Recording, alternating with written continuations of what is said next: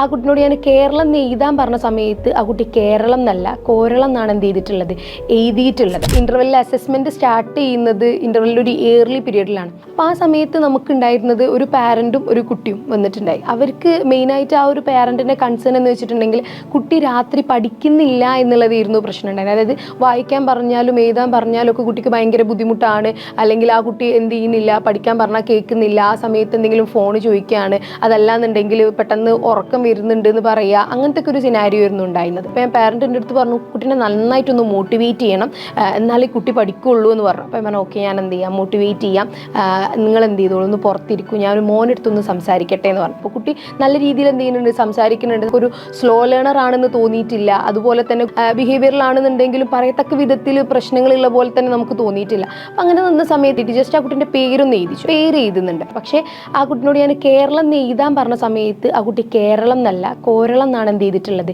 എഴുതിയിട്ടുള്ളത്. അപ്പം ഞാൻ ഒന്ന് രണ്ട് വാക്കും ഒരു സെൻറ്റൻസൊക്കെ എഴുതിപ്പിക്കാൻ ശ്രമിച്ച സമയത്താണ് നമുക്ക് എന്ത് മനസ്സിലാകുന്നത്, ബേസിക്കലി കുട്ടിക്ക് എന്തില്ല, ഫൗണ്ടേഷൻ ഇല്ല. അപ്പം ഈ ഒരു പീരീഡിൽ നമുക്ക് മനസ്സിലായിട്ടുള്ളൊരു കാര്യമാണ്, കുട്ടിക്ക് എന്താണ് വേണ്ടത് എന്നറിയാതെയാണ് നമ്മൾ എന്ത് ചെയ്തുകൊണ്ടിരിക്കുന്നത്, പഠിപ്പിച്ചുകൊണ്ടിരിക്കുന്നത്. ഈവൻ പാരൻറ്റിൻ്റെ മനസ്സിലാണെന്നുണ്ടെങ്കിലും കുട്ടിക്ക് അറിയൂല എന്നുള്ളതല്ല, പകരം കുട്ടിക്ക് മടിയായിട്ടാണ് കുട്ടി പഠിക്കാത്തത് എന്നുള്ളതാണ്. അപ്പോൾ ഈ ഒരു കുട്ടിക്ക് ഞാൻ യു ക്യാൻ, യു മസ്റ്റ് എന്ന് പറഞ്ഞു കൊടുത്തിട്ടോ അല്ലെങ്കിൽ ഒരു ടൈം ടേബിളോ സാധനങ്ങളോ പ്രിപ്പയർ ചെയ്ത് കൊടുത്തിട്ടോ പ്രത്യേകിച്ച് കുട്ടിയിൽ ചേഞ്ച് ഉണ്ടാവണില്ല. ബിക്കോസ് കുട്ടിക്ക് അവിടെ ഫൗണ്ടേഷനാണ് ലാക്ക് ചെയ്യുന്നത്.